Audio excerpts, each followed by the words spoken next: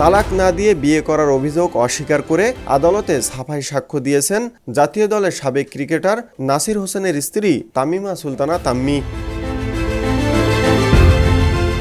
সোমবার ঢাকার chief metropolitan magistrate আদালতে হাজির হয়ে তিনি নিজেদের নির্দোষ দাবি করেন এবং ন্যায় বিচারের আবেদন জানান।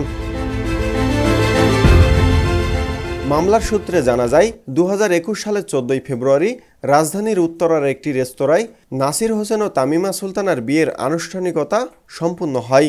তবে অভিযোগ ওঠে তামিমা তার আগের স্বামীকে তালাক না দিয়েই এই বিয়ে করেন। এ ঘটনায় তামিমার আগের স্বামী রাকিব 2021 সালের 24 ফেব্রুয়ারি নাসির ও তামিমার বিরুদ্ধে মামলা দায়ের করেন।